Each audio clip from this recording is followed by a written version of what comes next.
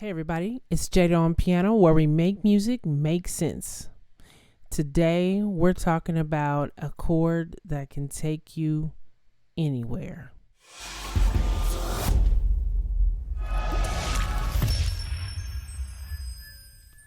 So we're back, and today we're talking about dominant chords. I'm sure you've heard of them. We're talking about dominant chords and dominant function. I mentioned that we were going to discuss this a little bit more in depth in my last video. You might want to check that out. I'm going right in. Let's look at the key of C so this can make a lot of sense for you. Those are the notes in the key of C. 1, 2, 3, 4, 5, 6, 7, 1. You know, I talk about the number system a lot, and so I'm going to use that, and it's gonna be even more apparent why in this case I'm talking about the number system all the time. But we're talking about a chord that can take you anywhere. It's dominant chords, it's dominant function chords, which in this case can include the dominant chord itself and also diminished chords. Both of those chords, so the 5 or the 7, and I'm saying that I'm playing those two notes because that's the 5 and the 7 of the key of C. Let's show it. 1, 2, 3, 4. Here's the 5, 6. Here's the 7. Those two chords. Let's look at what they are. To get our chords from a major key, we play the note. We've discussed it before, but we're going to do it again. Play a note, skip, play, skip, play, skip, play. What makes this chord so special? Right? It's just 4 notes. Again, we do not skip the notes that are not in the key. So we didn't skip those because they don't exist in the key of C as far as the scale. So we didn't skip them. These are the notes of the dominant chord. Why is this important? Let's look at it in contrast to something like the C chord. This says G7. Watch this. Play, skip, play, skip, play, skip, play. That says C major 7. Let me jump back here. Notice that just says G7. Well, why is that different? And all I did was play a note, skip a note every time, right? Here's why. Let's count the distance between the notes. 1, 2, 3, 4. Okay. That was 4 steps, 4 half steps. 1, 2, 3. That was 3 half steps. 1, 2, 3, 4. So 4 half steps, 3 half steps, 4 half steps. Let's look at this. 1, 2, 3, 4. Okay, the same. 1, 2, 3. Okay, the same. 1, 2, 3. Different. So we had 4, 3, 4 for a major 7 chord as far as the distance between each interval to the next interval, but this time we have 4, 3, 3. That's the difference. These are two different chords for sure. We knew they were different, but now we see with just the steps between them what's different about it. It's the difference between, watch this. This was 3 steps. Here would be 4 half steps. 1, 2, 3, 4. Is this chord a part of C major? No, it's not, because this note is not a part of C major. But here's the note that is. And so this note right here makes this whole chord a dominant chord instead of a major 7 chord. Now, that's the technical part. Let's get to why this is important. Here's the dominant 7 chord, and it's in root position. No matter what form you play it in, it's still a dominant chord. We can hit some other voicings in a minute, but here's this. Okay, so we have that. This note right here, the special note, take that out.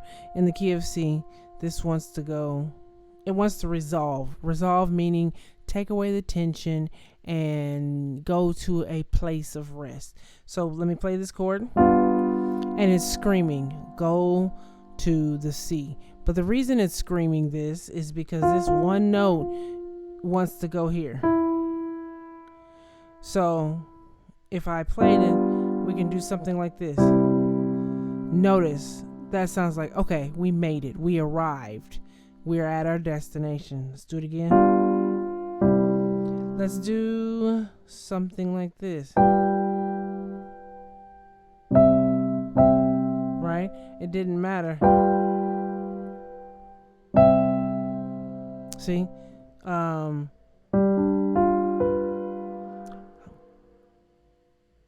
about that? Different voice. Same notes. It's all saying, I want to go somewhere that's more stable, more at rest.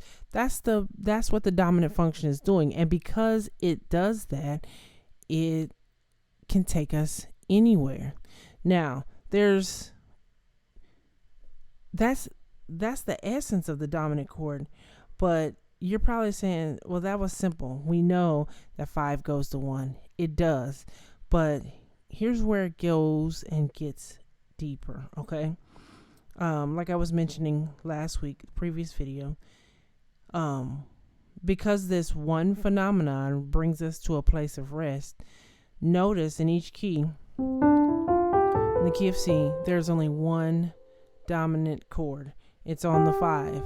Watch this. Major. Well, let's show them. Major 7, minor 7, minor 7, major 7, dominant 7, minor 7, and then the minor 7 flat 5, or also known as half diminished. So we have that there, okay?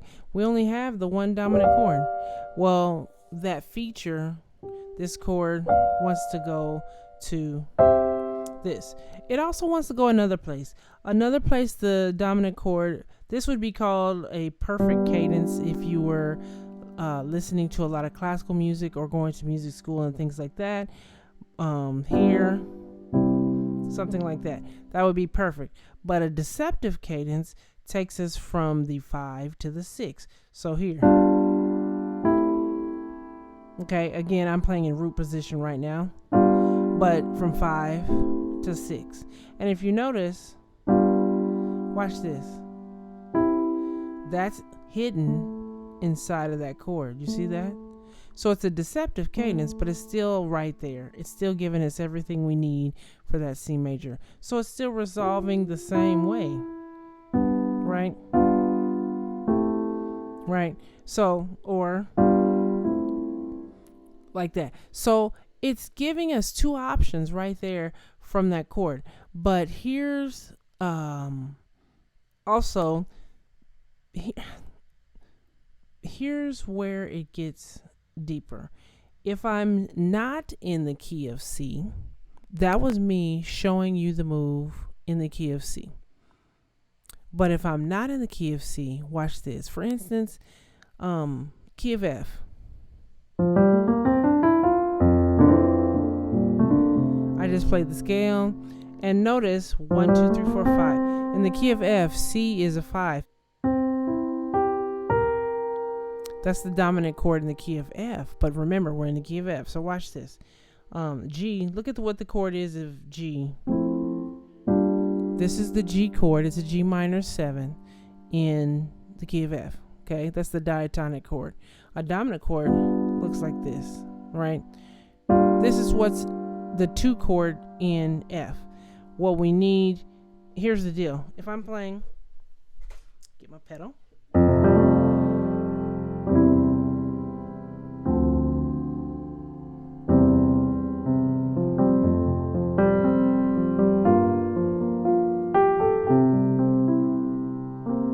Right? That's my C7. So that's what we normally have, like a 2-5-1.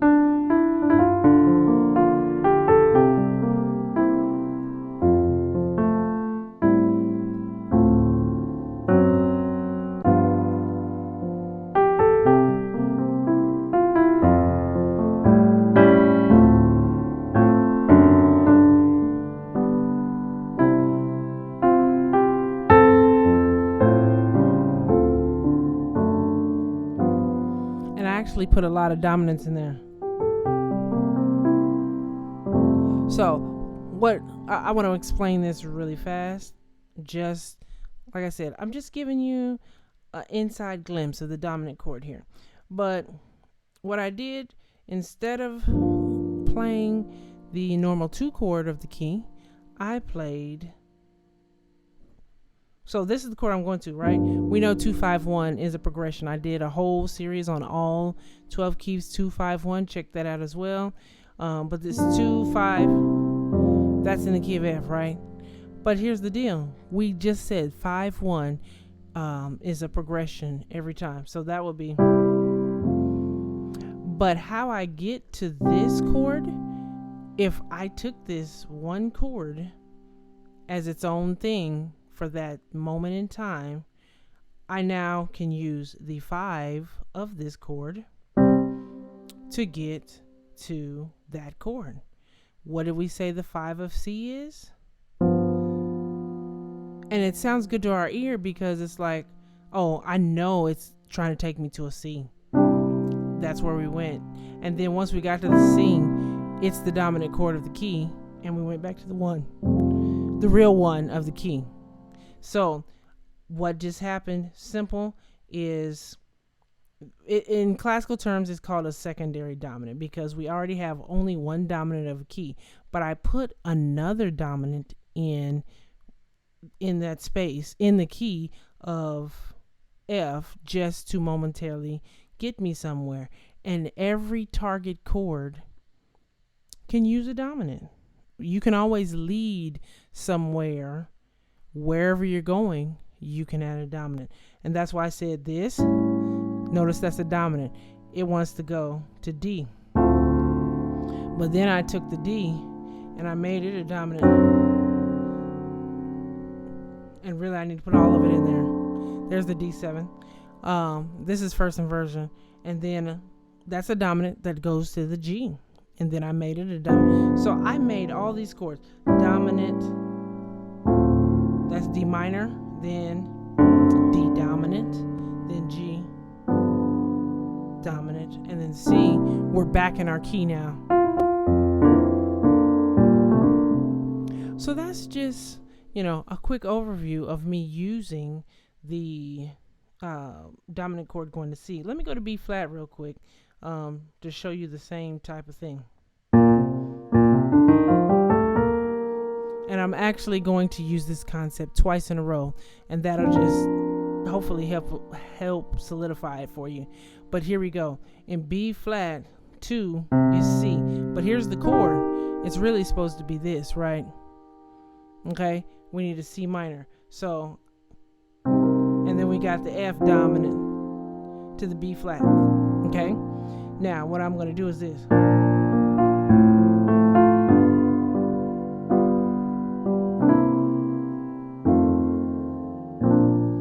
Totally changed it up because I know dominants can take me anywhere. So I used, first of all, I walked down and I made what should have been a minor chord a dominant, because I really am trying to get here. But as soon as I got here, I turned that into a dominant. I could have kept it as minor, or right, I could went right back, because the key here is the C is the chord that we're on. Okay, there's my F7. So it doesn't matter this here. We're using this even if the chord is minor. We know how like I said, that went a little bit higher. But whether the chord is major or minor, you can get to the dominant of the same place. So C major, the dominant is G. C minor, the dominant is G. It's the same chord. So that's just kind of giving you, an overview of dominants taking you anywhere you need to go. As you can see, in the other move, I inserted it in. In this one, I used just the notes that were in the key. So, both of those are options as far as creating dominant chords to take you anywhere you want to go in music. You guys take care and have a great week.